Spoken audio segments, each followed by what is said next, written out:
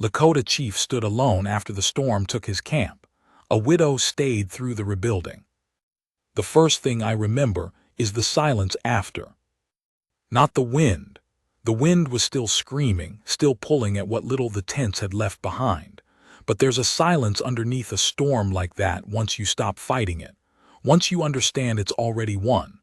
I stood in the middle of what had been my father's camp, his father's camp before that, and I listened to that silence and I thought, this is what it feels like to be nothing. I was 43 years old. I had led this band for 11 years. I had kept us fed through 2 hard winters, had brokered a peace with the cattlemen to the south that held for 7 years, had buried my wife Cheyenne woman under the cottonwoods at the bend of the river, and still showed up the next morning to settle a land dispute between 2 of our older families. I had done everything a man is supposed to do, everything a chief is supposed to carry. And the storm didn't care. The hail came so fast and so large that the horses broke through the picket lines in their panic. I remember hearing them go, that drumming, that frantic sound that horses make when they're past thinking, and there was nothing to do but let them. You can't stop panicked horses in the dark with hailstones the size of a man's thumb coming down hard enough to split skin. You step out of the way and you survive, and in the morning you count what's gone. The flood came behind the hail. Nobody remembered the creek sitting that high before, not even old Turning Hawk, who claimed to remember everything and was usually right about it. The water came in 2 surges, first a cold, fast rush that took the lower shelters, then a second surge 20 minutes later that nobody expected because it came from the coulee to the north rather than from the main creek. 3 of the big lodges collapsed. The rest took damage enough that they couldn't stand. 17 horses gone, most of our dried meat for the winter, the medicine bundles. Things that can't be replaced with trade goods or hard work or anything except time and ceremony. And we didn't have the time, and the winter didn't care about the ceremony. And the people looked at me. That's what a chief is in the end. You're the thing they look at. When everything is ordinary and good, they look at you with a kind of settled confidence, the way a man checks a roof beam in a house he trusts, not because he thinks it'll fail, just to confirm it won't. When things are hard, the look changes. There's a little fear in it. There's a question. You standing, still standing. I was still standing, but I didn't know for how long. I had a friend, years before Older Man Creek, who'd come west after losing most of his family to sickness, and we'd met on the trail and kept a loose friendship for about 4 years until he went south to Texas and I lost track of him. He used to say that a leader is only as strong as his people can see. Not as strong as he actually is. As strong as they can see. The difference matters. You can be half dead inside and still lead if you're standing and your voice is steady. But the moment they can't see your strength, the moment there's a tremor in it, they start making their own calculations about what comes next, and that's when camps fall apart. I knew that, so I stood in the middle of the wreckage with my face still and I started talking. What we were going to do first. What we were going to do after that. Not because I had it all figured out, I didn't, not even close, but because a chief's first job after disaster is to give the people somewhere to put their attention besides the fear. The widow came from the edge of the camp while I was still talking to the men. Her name was Bright Cloth.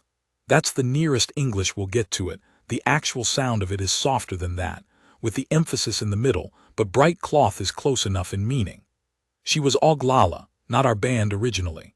She'd married into us 11 years before, same year I took over from my father, and her husband Grass Running had been a good man, a solid man, the kind you don't notice much because he never caused trouble and always did his share. He died of a chest sickness in the 3rd winter of their marriage. She had a daughter, Falling Star, who was 12 years old by the time of the storm. In the years between Grass Running's death and that storm, Bright Cloth had survived the way women sometimes survive things, without making a show of it, without asking much, just quietly doing what needed doing and not falling apart when things were hard. I knew her the way you know people in a camp of this size, well enough to know her name and her child's name and the general shape of her life. not close. You don't always get close to people who are steady. Steady people don't demand your attention. You look elsewhere first, and it isn't until something strips everything else away that you see them clearly. She walked up to me while I was still standing in the middle of that wreckage, mud to my knees, two collapsed lodge poles forming an X behind me like a broken gateway, and she didn't say anything at first.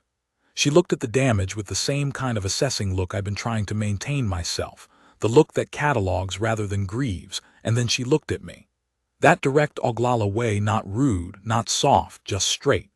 And she said in Lakota something close to, "Where do you want to start?" Not, "Are you all right?" Not, "What happened?" Not, "What will we do?" Not any of the things that people say when they're frightened and looking for reassurance. "Where do you want to start?" I pointed to the area where the medicine bundles had been stored. Whatever else, those first. The practical things could wait an hour. She nodded and went, and she took 3 women with her, and I turned back to the men and kept talking. We worked 20 hours that first day. I don't know how else to account for it. There was no real second day. We went from the night of the storm into the work, and the work blurred into the next morning's gray light without any clean break between them.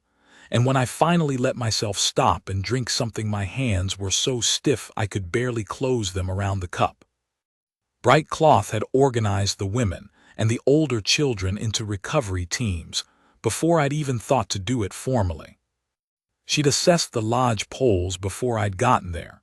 She could tell by looking which were still straight enough to hold load and which had cracked, and she'd made 2 piles accordingly, and she'd put the word out on which was which so that nobody wasted effort on the ruined ones.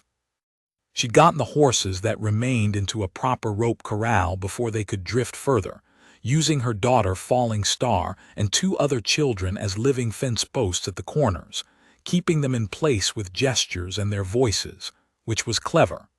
I wouldn't have thought to use the children that way. I would have pulled men from the lodges who were needed elsewhere. I noticed this, stored it away. A chief notices who can think, not just who can work. By the second evening, we had 2 functional lodges between us, not comfortable, not warm enough, not private at all, but weatherproof enough to keep the rain out if it came back. 3 families crowded into each. I slept outside, wrapped in a trade blanket, partly because there wasn't room and partly because that's the right thing. The camp is the chief's shelter. If the camp is cold, he should feel it. I've known chiefs who didn't think that way, who took their comfort as their right and let the people carry what was left. They tended not to stay chiefs very long. Bright Cloth brought me food around midnight, just set it down beside me without announcement and turned to leave. Dried corn, a piece of meat, and something hot in a clay cup I didn't identify at first. She'd found enough to make a thin soup, which meant she'd taken from her own ration and added it to mine, though she'd never say that and I couldn't prove it. I ate everything. You don't refuse food when it's offered like that, when someone has given you the thing they didn't have to give and done it quietly and left. I thought about calling after her. Didn't. What would I have said? I sat and watched the fire and thought about the winter coming. 3 months maybe before the worst cold. We had no dried meat to speak of, maybe a week's worth, scattered. We had no intact lodges that could hold through a hard freeze. We had horses, fewer than we needed, spooked and tender from the hail. And I had people looking at me. I thought about my father, the way I do when things are bad. He'd been a hard man, precise, not given to talking about what he felt. He'd lost 1/3 of his people to the cholera in 1866 and just kept working. I'd watched him as a boy and thought, how does he do that? How does a man carry that much and still walk straight? The older I got, the more I thought I understood it. You don't carry it all at once. You carry the next piece, just the next piece in front of you and then the one after. You don't look all the way to the end of it because the end of it would put you on your knees. The next piece was horses. We couldn't get through winter without more horses, not practically. I spent 2 days in conversation with the men who could ride, who could be spared from the rebuilding, who knew the terrain south and east where horses sometimes drifted after a storm. There were lines to think about carefully. Between finding lost animals and what the white ranchers would call stealing, those lines were real, and I'd maintained them for 7 years, and I wasn't going to break them in a moment of desperation. But there were horses that had genuinely broken loose in the storm, not just ours, but ranch horses too, feral animals, half-wild horses on open grassland that belonged to nobody by any honest reckoning. I set out with 4 men at dawn on the 3rd morning after the storm. Bright Cloth was at the edge of the camp when we rode out. She didn't say anything. Just watched me, that direct look, and I nodded at her and we went. We were out 4 days. I want to tell you about those 4 days because they matter to this story in a way that isn't obvious. The 2nd day out we found the first group of loose horses, 5 animals, 3 of them clearly feral, running together in a creek bottom about 14 miles south of camp. We worked them for most of that day, running them down in relays, 2 men pushing while 2 rested, and it cost us more than I'd planned. One of my men, a young man named Calf Tail, took a fall in the rocks chasing the last of them and twisted his knee bad enough that he could barely ride by evening. I made camp and looked at his knee in the firelight and thought about the decision I'd made to bring him. He was one of our best riders, which was why I'd brought him. But he was also 21 years old with his whole life in front of him, and the rocks of that creek bottom didn't care how good a rider he was. I'd made a call and he was paying for it. That's part of being the man who makes calls. I sat with that and didn't let myself look away from it. We managed the other horses back without pushing too hard. Found 6 more over the next 2 days, 2 clearly feral, 4 wearing old brands so worn they were barely legible, and older than any current ownership claim that would hold up. The rancher at a small outfit we passed on the way back, a heavy-set man named Sutter with a beard the color of dried grass, was willing to deal for 3 horses on top of that. I'd carried trade goods for the purpose, had planned for the possibility of honest exchange. He looked at me and my men and made the calculation men like him always make, and decided dealing was smarter than the other options, and we shook on it. I'd learned long ago to make that calculation easy for men like Sutter. Dignity and pragmatism, not submission. The difference matters. 11 horses total when we rode in. Not enough to be comfortable, but enough to work with. I saw the camp from a distance before we got there, and something was different. I could see it even at half a mile. The poles upright again, the shape of things changed. There was a structure going up on the south side that I didn't recognize, lower and more compact than the lodges we'd had, made from a combination of salvaged materials and fresh pine branches. Practical looking. The kind of thing you build when what you have isn't what you expected to be building with. Turning Hawk met me at the edge of camp. He's an old man, mid-70s, bent some but not broken, with a face that has more creases than a map and eyes that still see everything. He watched me look at the new structure and then he said, without preamble, Bright Cloth figured out we didn't have enough lodge skin even if the poles were straight. So she changed the approach. I unsaddled and walked over to look at it more carefully. The branches were stripped of bark and lashed tight at the joints, chinked with a packed mixture of mud and dried moss. She'd thought ahead to the air gaps that could form when things dried and pre-filled them. She'd used a piece of trade canvas I didn't recognize, a long piece, for the south-facing wall. I asked her about it later. She'd traded a pair of silver earrings for it. Earrings her husband Grass Running had given her at their wedding, the most valuable things she owned, for trade canvas from a freighter who'd passed through while I was gone. I stood in front of that structure for a long time. I don't have language for exactly what I felt.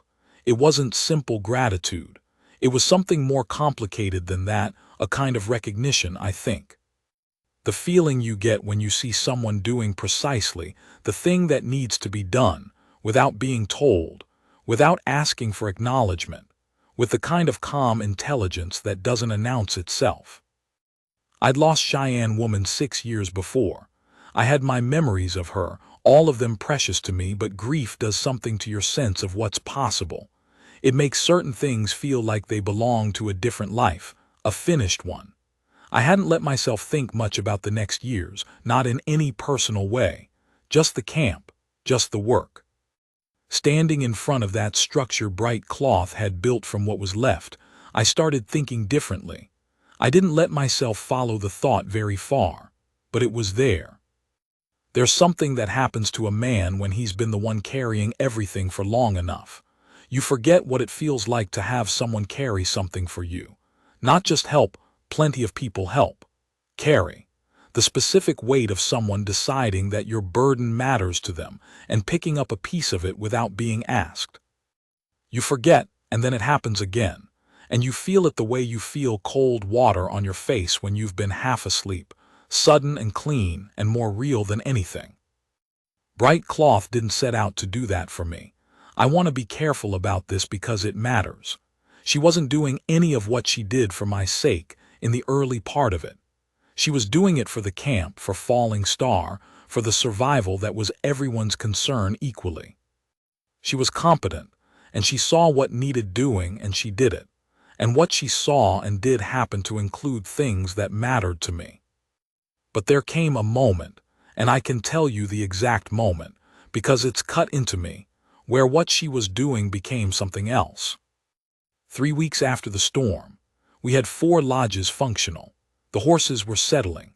I'd scouted and found a small buffalo herd to the northeast, and we'd managed a hunt that brought in enough to take the immediate edge off hunger, not comfortable, not with any cushion, but enough to think ahead by days rather than just hours. I was up before dawn, as usual, sitting at the fire, working on a bridle that had cracked in the storm. Leather gets brittle fast in the cold, and this one had started to split at the cheek piece, and I was working oil into it by firelight, trying to buy it another few months. Bright cloth sat down across from me. That alone was unusual.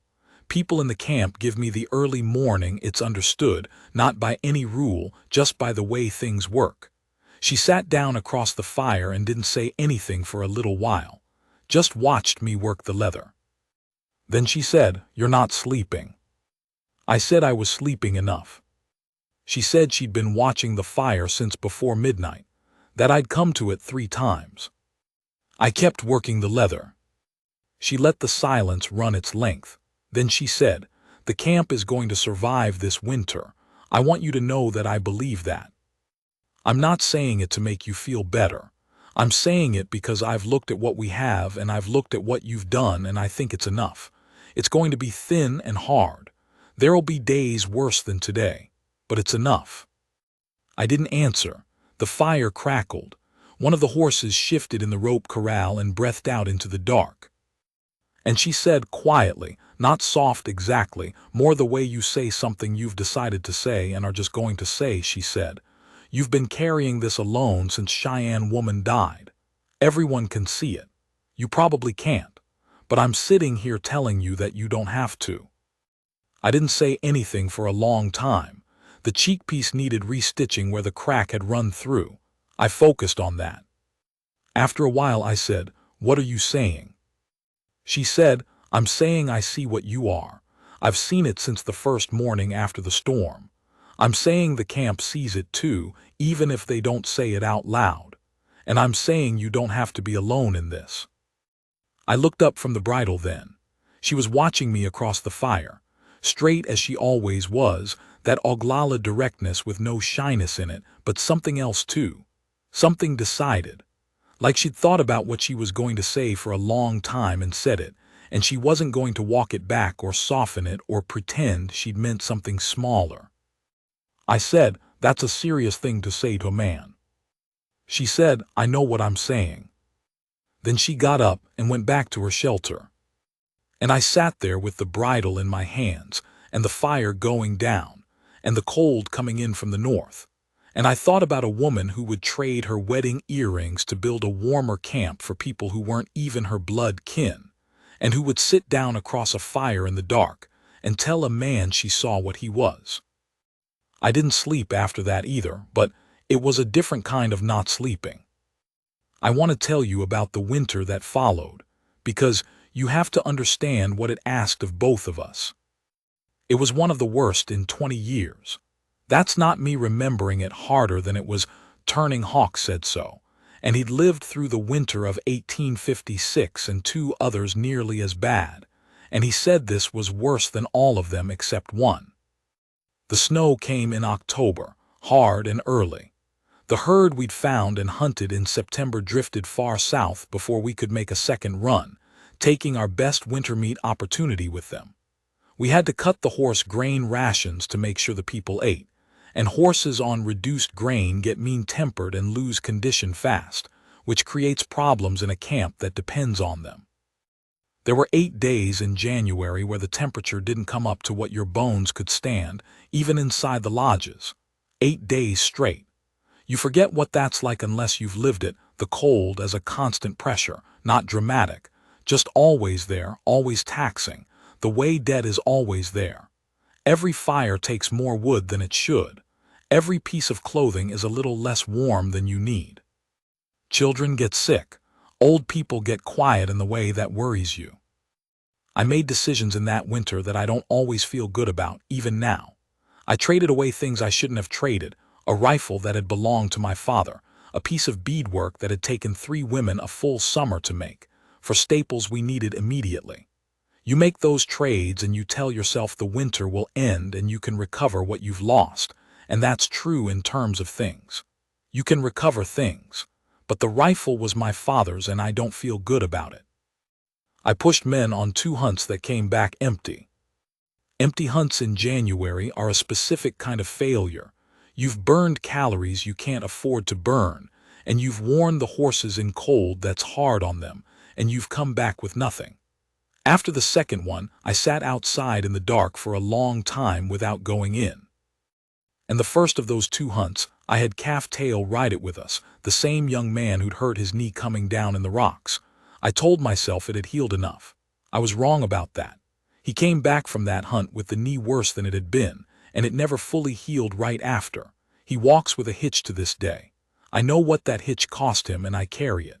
The call to bring him was mine and the consequence is his, and I have to hold both of those things true at once. But I kept 17 people alive through a winter that might have broken them otherwise. I believe that. I know it's not certainty and certainty would be vanity, but I believe it.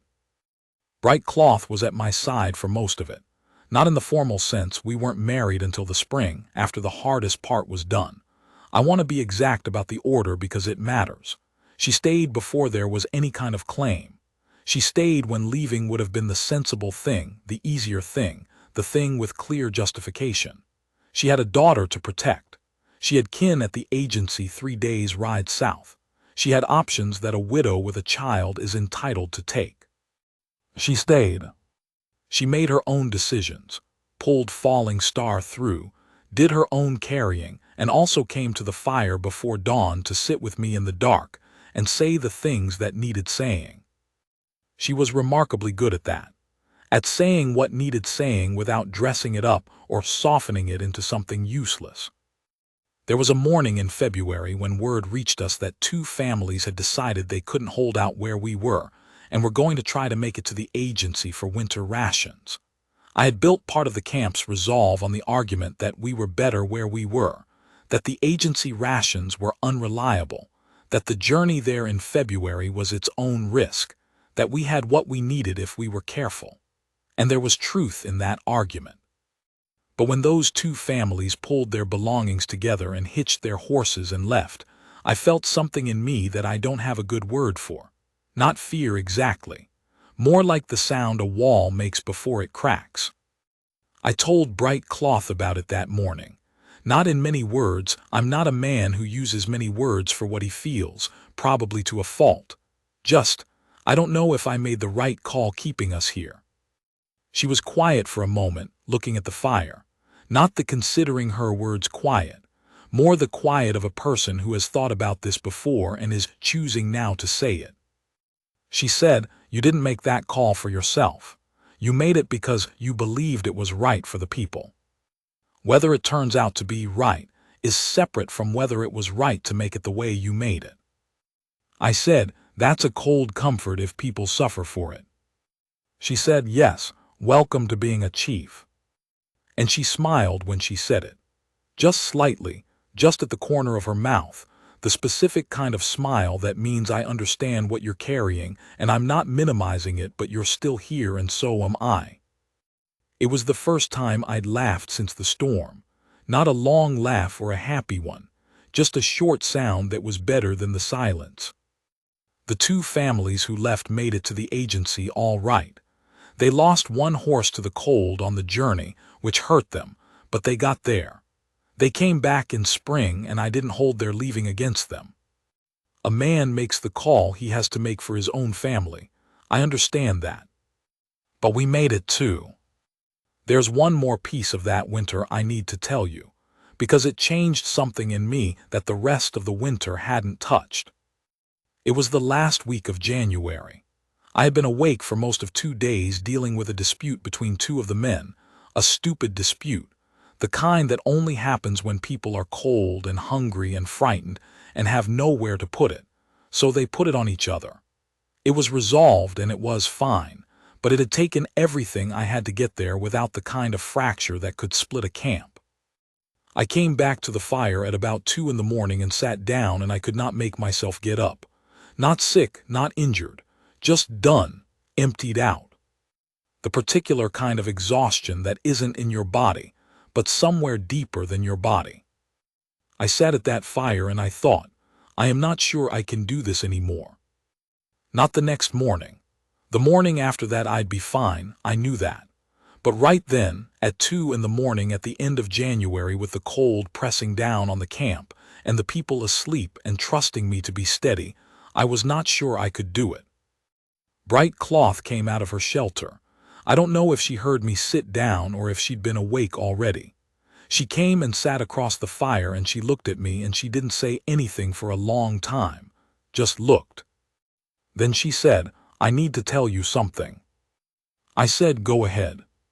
She said, when the storm came, I had already decided to leave in the spring. Not this camp, I mean go to my mother's people further west.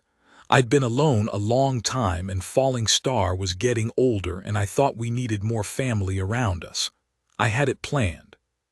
I hadn't known that, I waited. She said, I'm not going anymore.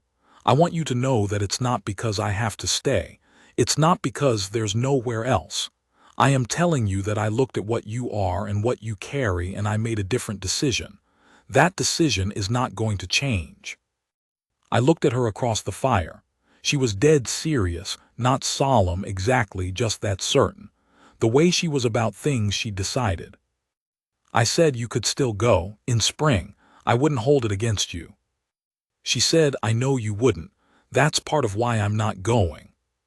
I didn't have an answer for that. I don't think she needed one. She stayed at the fire until I was ready to sleep, and then she went back to her shelter, and I lay down and slept for 4 hours straight, the deepest 4 hours of that whole winter. I thought about what she'd said for a long time after, not that night, over the weeks that followed as the winter began very slowly to let go. She hadn't rescued me from the exhaustion or the doubt. She'd done something else. She'd looked at a man who was running on the last of himself and told him plainly, I see what you are. I chose it. That's not going to change. That's what a man needs when he's running empty. Not encouragement. Encouragement is for men who need to believe in themselves, and a man who holds what I was holding didn't need to believe. He needed to know it was seen, that the weight was real and recognized, and that someone had looked at the full weight of it and decided to stay anyway.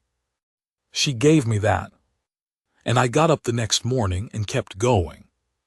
The worst of it, the part I think about when I'm trying to remember what I'm made of, was the 3rd week of January. 3 children sick at the same time, all with the chest sickness, and our medicine supplies thin.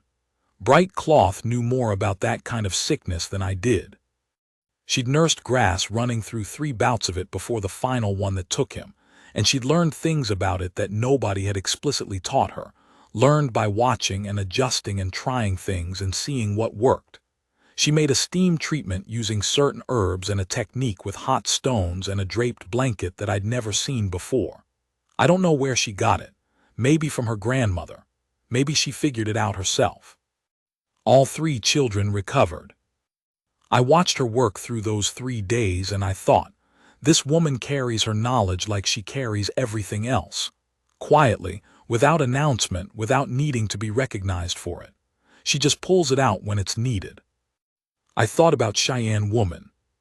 My wife had been a different kind of woman, fiercer, more given to argument, to testing me, to making me prove myself.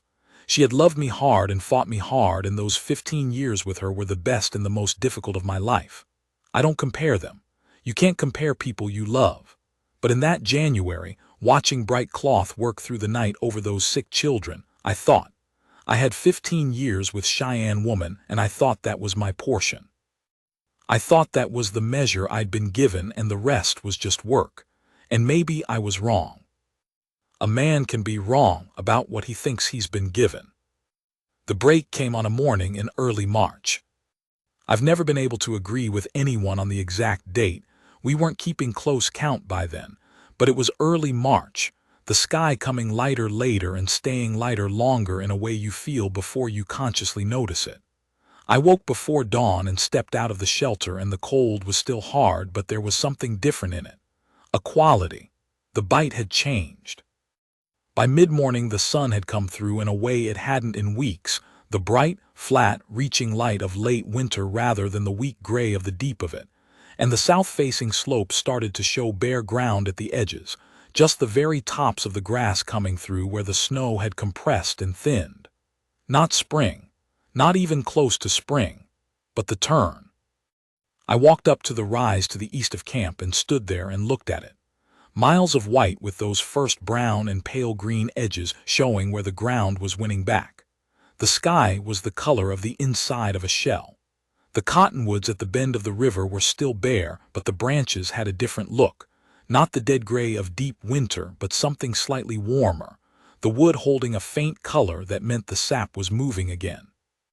Bright Cloth came and stood beside me. I heard her footsteps in the snow before I saw her, and I didn't turn, just waited. She stood to my right, close enough that I could feel her warmth even through the cold air. Her daughter was somewhere in the camp behind us, laughing with the other children. I could hear Falling Star's voice, high and light, the way children laugh when they've stopped expecting things to be bad. I felt Bright Cloth's hand close around mine. Just that.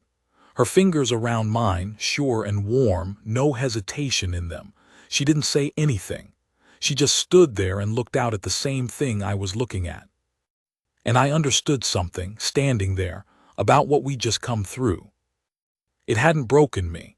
I'd thought it might in those first hours after the storm, standing in the mud and the wreckage with the silence underneath the wind. I'd thought, maybe this is the thing. Maybe this is the one that's finally too much. A man can hold the line for a long time, can carry a lot of weight for a long time and still have a thing that breaks him. I'd thought this might be mine. But it hadn't broken me. And I want to be honest about why. Because a man can tell himself it was his own strength, his own capability, the work he'd put in and the decisions he'd made. And some of that's true. A chief who's foolish about his own capability doesn't stay a chief, but the full truth is more complicated. She hadn't rescued me the way it sounds in stories sometimes. Dramatic entrance, saving action, the collapse and recovery made visible. Nothing like that. What she'd done was quieter and harder. She'd looked at me, at all of what I was, not the chief function, not the man performing steadiness, at the actual weight and the actual cost and the actual fear. And she decided I was worth staying beside. Before there was any formal reason to stay. Before anyone would have held it against her to leave. She'd made that decision and acted on it. Every morning she came to the fire, every piece of work she did, every time she sat down across from me in the dark and said the thing that needed saying. That's what she gave me. Not rescue, something harder to name than rescue. The thing where someone sees you clearly, sees what you're actually carrying and stays anyway, decides you're worth the staying. There's something a man needs that he almost never gets. He needs someone to look at the work he does, the weight he carries, the choices he makes under impossible conditions, and say, Not in words necessarily, but in all the ways that count more than words. I see what you are, and I'm here. Not because everything turned out right, not because he's perfect, not because the choices were easy or the outcomes clean, because of what he's made of, and because of what he holds to, even when holding is the hardest thing there is. I stood on that rise in the first real light of early March with her hand in mine, and I felt, not relief exactly, more like coming back to something I'd forgotten I'd lost. Like a room you'd lived in for years that you thought was closed, and you walk past it one day, and the door is open, and the light is on. I'm a man who has trouble with words for what he feels. I can't give you a better description than that. We were married in April when the cottonwoods were starting to bud. Nothing elaborate, we weren't in a position for elaborate, and neither of us was much given to it anyway. The camp had known what it was since December, or if they hadn't known, they'd decided it was likely, which amounts to the same thing. There was a ceremony and a feast with what food we could put together, which was lean, and everybody understood that and nobody mentioned it. Falling Star sat beside us at the ceremony. She was 12 years old, nearly 13, and she had her mother's directness and her mother's way of looking at things straight on, no sideways glance. She kept looking back and forth between us the whole time, not restless, just watching, with the specific expression children have when adults finally do the thing the children have been expecting for months and pretending they haven't been expecting. Turning Hawk presided. He's not generally a man for speeches, not outside of the formal ceremonial context where speeches are required. He looked at me before he began, the way he sometimes does, that long assessing look that old men give you when they want you to understand that they see more than they're saying. And he said, just to me, quietly, "You picked well." He wasn't talking about me picking her. He was talking about what I'd been, what I'd built and held and carried through a winter that would have scattered a lesser camp. He was talking about the kind of man that a woman like Bright Cloth would decide to stay beside. He was saying, "You're the kind of man that kind of woman stays for. That's not nothing. That's everything." I understood what he meant. I nodded. He started the ceremony. "I'm an old man now telling you this. The camp we rebuilt through that winter held for 9 more years before things changed in ways I couldn't control and the people dispersed, some to the agency, some west, some into the reservation land where the next generation is still living now. That's a harder story and it has its own weight, and I'm not going to put it here. This story is about the winter and what came after. What I'll tell you is that those 9 years were good years, real ones. The kind where you know the weight of what you're holding, know the cost of it, and choose it anyway because it's worth it. Because the woman beside you is worth it, and the children are worth it, and the land is worth it even when the land gives you everything it's got and asks for everything in return. Falling Star grew into a woman who has her mother's way of looking at the world and her father Grass Running's patience, which is a good combination. She's married now, has children of her own, and sometimes when I look at her across a fire I see Bright Cloth at that age, and I have to be careful not to let it show on my face. Bright Cloth, she's still here. Don't mistake me, she's still here. In the morning she still comes to the fire before the camp is up, still sits across from me in that direct Oglala way, still says the things that need saying when things need saying. The years have changed us both, changed her face, changed mine, slowed us both some, but there's a thing that stays the same. The way she looks at me. The way she sat across that fire in the dark 3 weeks after the storm and said, "I see what you are, and I'm saying you don't have to be alone in this." She wasn't wrong. She's never been wrong about a thing that mattered. What I want to say to you, if you're a man who carries things, who holds the line, who shows up for the people depending on you even when showing up costs more than they know, what I want to say is this. There is a kind of woman who can look straight at what you are, not at the performance of it, not at the good decisions and the successful hunts and the winters you got through clean. At the whole thing, the doubt, the mornings before dawn when you don't know if the call you made was right, the weight that doesn't come off even when you lie down, and she can look at all of it and decide, not in spite of it, because of it. Because she's the kind of woman who knows what it takes to be a man who holds to what he holds to, and she values that above the easier things. That's not a small thing. I don't want you to hear it as a small thing. I stood alone in the silence after the storm. For the space of those first hours, I thought that was my future. The functional man, the man who holds, the chief who doesn't have the luxury of falling apart, which means the chief who doesn't have the luxury of much of anything. And a woman walked across the wreckage of my camp and looked at me straight and said, "Where do you want to start?" She was already working before I answered. The plains are still out there. The cottonwoods at the bend of the river are still there, taller now, wider, 30 years of rings since those early mornings after the storm. Sometimes the light comes in from the east the way it did on that March morning, the flat, bright reaching light, and the sky goes that color, the inside of a shell, and I can feel her hand in mine just the same as then. Her hand was warm. The grass was coming through pale green below us. The sky was the color of the inside of a shell. That's enough. That's more than enough. That's everything a man needs.